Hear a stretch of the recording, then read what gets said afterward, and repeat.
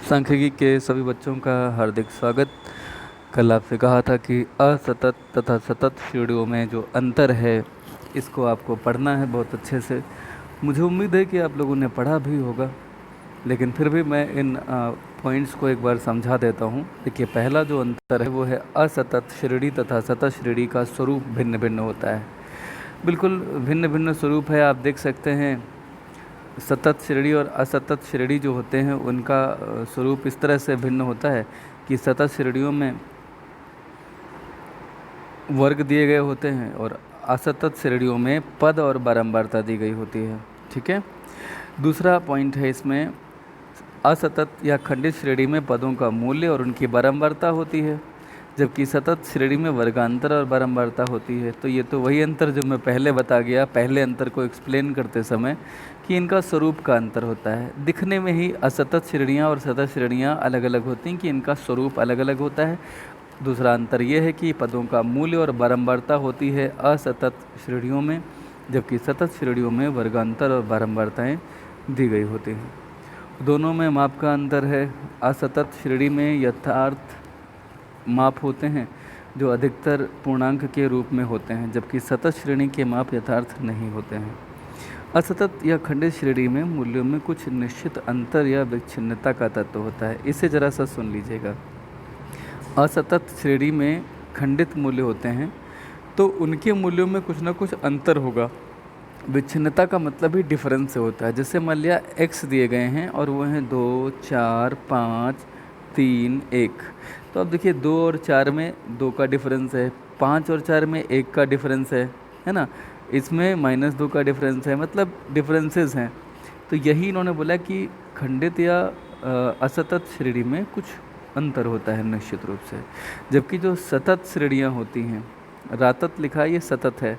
सतत या अखंडित श्रेणी में कोई विच्छिन्नता होती नहीं, कोई डिफरेंस नहीं होता, क्योंकि इसमें क्लासेस होंगी 0 से 10, 10 से 20। तो 0 से 10 और 10 से 20 में तो आपस में कोई अंतर ही नहीं। ये 10 पे ख़त्म होता है, ये 10 से शुरू होता है, देयर इज़ नो डिफरेंस। तो इनमें कोई भी सभी मूल्य की इकाइयाँ इसमें शामिल हो जाती हैं।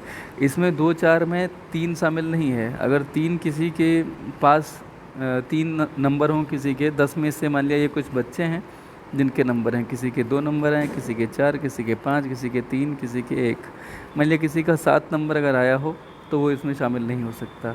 लेकिन जब हमने 0 से 10 लिखा तो इसमें चाहे नंबर 0 हो, 5 हो, 5.5 हो, 7.5 हो, वो सब इसमें शामिल हो जाएंगे। ठीक है। तो दोनों में माप का अंतर है। असतत श्रेणी में यथार्थ माप होते हैं और जो अधिकतर पूर्णांक के रूप में होते हैं, जबकि जो सतत श्रेणी होती है उसमें यथार्थ माप नहीं होते हैं। वो डेसिमल में भी हो सकते हैं या किसी अन्य रूप में हो सकते हैं। ये पॉइंट भी आपने पढ़ लिया था। पाँचवा पॉइंट यह है कि व्यक्ति दुर्घटनाओं, बच्चों की संख्या, प्रश्नों की संख्या आदि में संबंधित समंक असतत श्रेणी के रूप में आते हैं। जब ऊंचाई, भार, आय, मजदूरी, आयु, उत्पादन वगैरह लाना हो तो सतत श्रेणी में प्रयुक्त किया जाता है। हालांकि प्रैक्टिस में आप जब एज अ स्टूडेंट काम करेंगे तो आप कोई भी चीज़ किसी भी रूप में उपयोग में ला सकते हैं, लेकिन जब अनुसंधानकर्ता कार्य करते हैं तो वहाँ पे जनरली जो होता है वो यहाँ बताया गया पॉइंट नंबर 5 में। ठीक है। तो बारंबारता आवंटन क्या है, यानी कि फ्रीक्वेंसी डिस्ट्रीब्यूशन क्या है, इसे अगर हम जानना चाहें तो बिल्कुल आप समझ लीजिए कि जब आंकड़े एकत्रित किए जाते हैं तो हम उनको एक जैसे गुण वाले जो भी होते थे उनको एक साथ रखते थे और उनमें अवगुणों के आधार पर, यानी कि कह लीजिए कि असमानता के आधार पर हम उन्हें अलग कर लेते थे।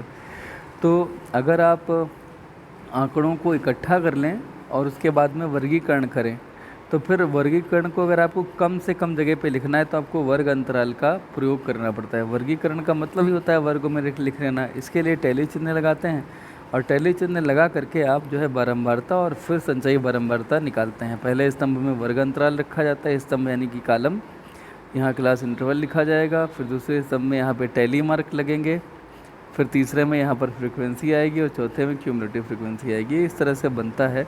नीचे एक उदाहरण से समझाने की कोशिश की गई है कि कक्षा 12 वाणिज्य गणित में विद्यार्थियों ने, अब द्वितीय प्रश्न पत्र नहीं होता, पहले होता था, विद्यार्थियों ने 50 अंकों में से निम्नलिखित अंक प्राप्त किए। ये अलग अलग अंक हैं, 21, 25, 12 ऐसे करके। तो अगर इस तरह से आंकड़े दिए गए हों तो इन्हें अपरिष्कृत रूप से कहा जाएगा, यानी कि रॉ डेटा कहा जाएगा, कच्चे आंकड़े कहा जाएगा। तो इनको मस्तिष्क में अच्छी तरह से समझा नहीं जा सकता ये क्या चीज़ दी गई है, इनको समझना थोड़ा कठिन है। लेकिन अगर आप इनको वर्गीकृत कर लें, अभी ये अवर्गीकृत आंकड़े हैं, इसमें कितने विद्यार्थी प्रथम श्रेणी में हैं, कितने द्वितीय श्रेणी में हैं, कितने अनुत्तीर्ण हैं, ये कुछ नहीं पता अभी। इनकी सही स्थिति जानने के लिए इनको वर्गों में लिखा जाएगा, अर्थात 10 या 5 के वर्ग अंतराल लेकर के वर्ग बना सकते हैं। वर्ग के लिए सबसे पहले देखते क्या हैं कि सबसे कम प्राप्तांक कितना है और सबसे अधिक प्राप्तांक कितना है। उपर्युक्त उदाहरण में 0 सबसे कम प्राप्तांक है अगर आप देखना शुरू करेंगे, और 49 सबसे बड़ा प्राप्तांक है। ठीक है, तो 0 और 49 जो भी सबसे बड़ा प्राप्तांक है, इनके बीच का डिफरेंस लगभग 50 मान लीजिए, 49 मान लीजिए। तो अगर आप 10 का वर्ग अंतराल लेते हैं तो 49/100 करेंगे तो 5 वर्ग बनेंगे। अगर आप 5 का लेंगे वर्गांतर तो आप 49/5 करेंगे तो लगभग 10 आपके वर्ग बनेंगे। तो आप ये देख लीजिए कि आप कितने वर्ग बनाना चाहते हैं, उसी के हिसाब से आपको वर्गांतर लेना होता है। ठीक, तो अगर मान लिया आप 10 का अंतर लेते हैं तो आपका 0 से 10, 10 से 20, 20 से 30, 30 से 40, 40 से 50 इस तरह के वर्ग बनेंगे। सबसे पहले आप ये वर्ग बना लेंगे। तो इसमें आप जानते हैं कि जैसे 30 से 40 वर्ग है तो इसमें 30 निम्न सीमा है और 40 जो है वो उच्च सीमा है। ठीक, इन दोनों के बीच का जो अंतर है वो क्या है, वो बेसिकली 10 है। इसको क्लास इंटरवल कहा जाता है कि ये 10 है। तो आपने सबसे पहले यहाँ पर वर्ग बना लिए, फिर आप एक एक करके पद देखते चले जाते हैं इसमें। जैसे 21 किस में आएगा, तो 21 जो होगा वो आएगा 20 से 30 में। तो आपने एक लाइन यहाँ पे खींच ली ऐसे। ठीक, उसके बाद में जैसे मान लेते हैं कि 21 के बाद में ऊपर जैसे 25, 12 ऐसे करके दिए गए हैं, तो मैं आपको बताने की कोशिश करता हूँ कि आप कैसे टैली लगाते हैं। मान लिया 21 था तो आपने यहाँ लगा लिया। अभी 17 आए तो 17 10 से 20 के बीच में यहाँ कहीं होगा। अगर मान लिया फिर आ जाए 22 तो 20 से 30 के बीच में एक 22 होगा। अगर 29 आ जाए तो यहाँ होगा। 30 अगर आ जाए तो 30 इसमें होगा, यहाँ लगेगा, ना कि यहाँ। अधिकतम जैसे मान लिया अगर अभी 10 आए तो 10 हम कहाँ मानेंगे, ऊपर भी लिखा है 0 से 10 और 10 से 20 लिखा है। तो अगर 10 होता है तो ये माना जाता है ये 0 से 10 तक है, 10 स्वयं इसमें शामिल नहीं है, 10 इसमें शामिल है। तो अगर 10 हो तो यहाँ लगेगा। ठीक है, अगर 40 हो तो 40 कहाँ लगेगा, यहाँ लगेगा। हाँ, अगर 39.999 ऐसे करके हो तो ये कहाँ आएगा, तो ये बेसिकली 30 से 40 वाले में रहेगा। लेकिन अगर 40 हो जाए तो फिर 40 से 50 वाले में रहेगा। इस तरह से आप टैली मार्क लगा लेते हैं। सारे वर्ग में जितनी संख्याएं गिनते चले जाएंगे, टैली मार्क लगाते चले जाएंगे। जैसे मान लिया आपने देखा कि अगला है 25, तो 25 कहाँ होगा, आपने देखा कि 25 कहाँ होगा, तो आपने 25 देखा 20 से 30 में, तो यहाँ टैली मार्क लगा दिया। ऐसे टैली मार्क लगाते चले जाएंगे, फिर इनको गिन लेंगे। टैली मार्क लगाने का तरीका ये होता है कि 1 2 3 4 के बाद इसको आपस में जोड़ देते हैं, तो ये 5 का जोड़ा हो जाता है। इससे गिनना आसान रहता है। अगर हम खाली लगाते चले जाएँ तो एक साथ गिनना पड़ेगा हर बार, और वैसे ही गिनना बहुत आसान है। 5 5 10 और 2 12, 5 और 3 8, 5 और 3 8, 2 5, इनका टोटल कितना है 35। ये विद्यार्थी 35 होने चाहिए। ये संख्या जो यहाँ दी गई है ये 35 होनी चाहिए। अगर आप गिन के देखेंगे तो ये यहाँ से लेके यहाँ तक की संख्या कितनी होगी, 35। ठीक है, अब संचयी बारंबारता कैसे बनाते हैं, ये जो आई संख्या ये आपने लिख लिया, यही इनकी फ्रीक्वेंसी यानी कि बारंबारता है। अगर आप इसकी क्यूमुलेटिव फ्रीक्वेंसी बनाना चाहें संचयी बारंबारता, तो ये कैसे बनती है, इसके लिए आपको क्या करना है, 12 को यहाँ लिख लेना है। फिर इस 12 में 8 जोड़िए, प्लस कीजिए और यहाँ लिख दीजिए। तो 12 + 8 = 20, फिर 20 + ये वाले 8 = 28, फिर 28 + ये वाले 2 तो ये 30 आ जाएगा, और 30 + 5 यानी कि 35 आ जाएगा। आप ये कह सकते हैं कि जो कुल बारंबारता है, कुल बारंबारता, या यूँ कह लीजिए कि सिग्मा एफ जो है वो दरअसल आपका लास्ट वाली CF के बराबर होता है। 35 ये भी है और 35 ये भी है। तो आप ये शायद समझ गए होंगे कि ये क्या चीज़ है। ये इसी का डिस्क्रिप्शन यहाँ पे नीचे दिया गया है।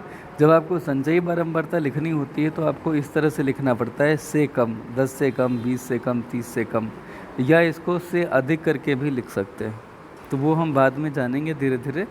अभी हम ये जानना चाहते हैं कि बारंबारता सारणी को संचयी बारंबारता सारणी में बदलने के लिए, बनाने के लिए क्या करना पड़ेगा। तो सबसे पहले आपको क्या करना होगा, प्रत्येक वर्ग का अंतराल समान लेना होगा, पहली बात।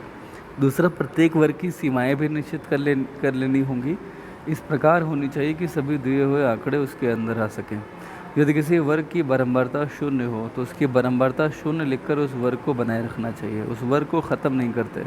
संचयी बारंबारता सारणी के लिए 4 स्तंभ और सरल बारंबारता सारणी के लिए 3 स्तंभ ही बनते हैं। पहले स्तंभ में आप वर्ग बनाएंगे, दूसरे में टैली चिन्ह लगाएंगे और तीसरे में बारंबारता लिख लेंगे। अगर संचयी बारंबारता सारणी भी बनानी है तो चौथा कॉलम भी हो जाएगा। आप देख सकते हैं यहाँ पे अभी हमने बनाया था, पहले में हमने वर्ग अंतराल लिखे, दूसरी में हमने जो ऊपर पद दिए गए थे उनके आधार पर टैली चिन्ह लगा लिए, फिर इन टैली चिन्हों को काउंट कर लिया, बारंबारता आ गई। संचयी बारंबारता अगर बनानी है तो ये चौथा कॉलम इसमें CF का बन जाएगा, वैसे ही केवल 3 कॉलम होंगे। ठीक, तो वही इन्होंने इसमें बताने की आपको कोशिश की है। आप क्या करेंगे, जब ऐसा हो जाएगा तो संचयी बारंबारता सारणी में आप क्या करेंगे 4 स्तंभ बनाएंगे। क्रम में सभी आंकड़ों को पढ़कर जो संख्या जिस वर्ग में आए उसकी सीमा का ध्यान रखते हुए आप उसमें टैली चिन्ह में रेखाएं खींचते जाएंगे। जब 4 रेखाएं हो जाएं तो किसी वर्ग में जैसे ही 4 रेखाएं हो जाएंगी तो 5वें अंक के लिए आप 5वीं रेखा उन चारों रेखाओं को ऐसे काट के लिख देते हैं, तिरछी रेखा खींचनी चाहिए। फिर 6ठे अंक के लिए थोड़ी सी जगह लेकर के फिर से रेखाएं खींचती चले जानी चाहिए, 1 2 3 4 5 और फिर थोड़ी जगह छोड़ के 1 2 फिर ऐसे लिखते चले जाएंगे। 4 हो गए, 5वें के लिए फिर ऐसे बना दिया। ऐसा इसलिए करते हैं कि इससे जोड़े बन जाते हैं, इन्हें गिनने में सुविधा रहती है और 5-5 रेखाओं के समूहों को आसानी से गिना जा सकता है। एक उदाहरण नंबर 1 से हम इसे समझने की कोशिश कर लेते हैं। कक्षा 12 के 30 छात्र हैं जिन्होंने सांख्यिकी में जिसका पूर्णांक 50 है ये अंक प्राप्त किए हैं। आपको बनाना है तो आप जानते हैं कि 50 विद्यार्थी हैं, लेकिन इसमें जाहिर सी बात है 0 से 50 ही नंबर होंगे, तो हमने 0 से 10 लिया, 10 से 20 ऐसे वर्ग बना लिए। फिर हमने देखा 22 कहाँ होगा, तो 22 होगा यहाँ पे। ठीक, फिर 25 कहाँ होगा, 25 भी यहीं होगा। ठीक, फिर 28 कहाँ है, 28 भी यहीं होगा। फिर 30 कहाँ है, 30 इसमें है क्या, नहीं, 30 यहाँ है तो ये 30 यहाँ लगेगा। फिर 40 कहाँ है, नीचे है। क्या इसी तरह से आप लोग टैली लगा सकते हैं। अगर आप 45 ढूंढें तो कहाँ आएगा, यहाँ आएगा। 10 कहाँ आएगा, यहाँ आएगा। 9 कहाँ आएगा, यहाँ। 8 कहाँ, यहाँ। 18 कहाँ, यहाँ। इस तरह से 0 कहाँ होगा, यहाँ होगा। 5 कहाँ होगा, यहाँ होगा। 6 आ गया, अभी 6 आ गया तो 6 के लिए ऐसे लगा देंगे, समझ के। जब आप लगाते चले जाएंगे तो बारंबारताएँ ये आ जाएंगी, इनको गिन लेंगे तो हो जाएंगी।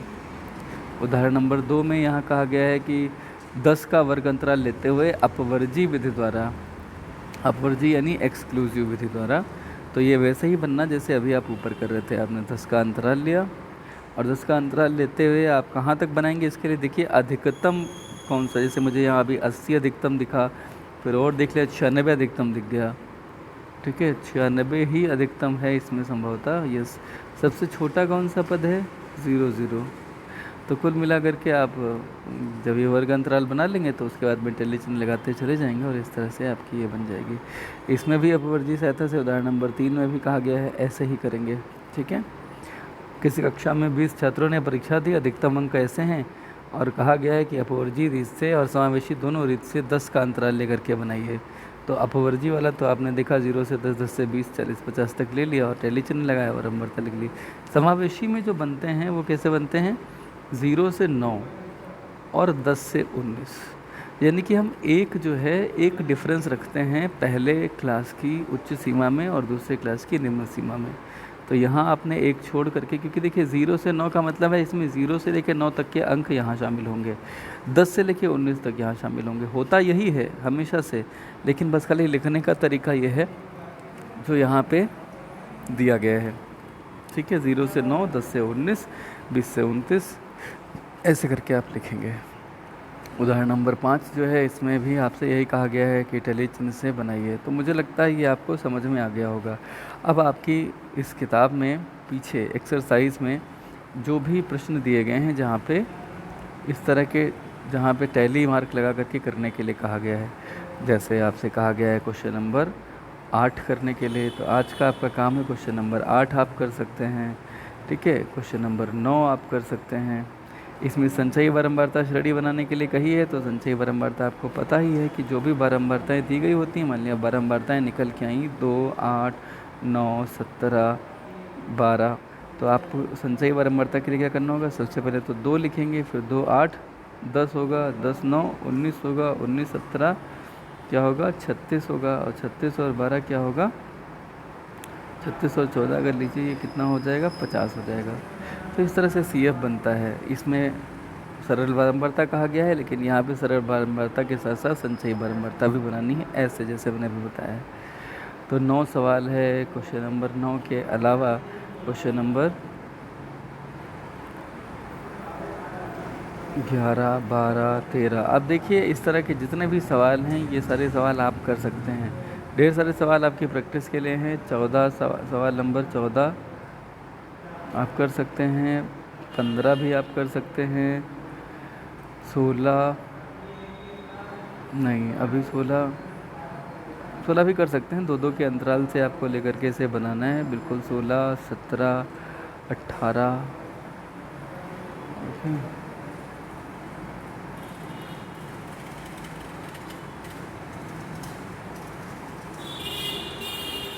16, 17, 18, 19 भी कर सकते हैं, 20, 21, बिल्कुल, 22। ये सारे सवाल ऐसे हैं जो आप इसमें आसानी से कर सकते हैं। आप सारे एक दिन में नहीं करने हैं, लेकिन आप जितने कर पाएँ उतने कर लें। जो आपसे नहीं हो वो आप हमसे पूछ लीजिए। पहले सारे सवालों की स्कैनिंग कर लें, जो नहीं आता है वो आपको पूछना है। ठीक है गर्ल्स, बहुत बहुत धन्यवाद। अच्छे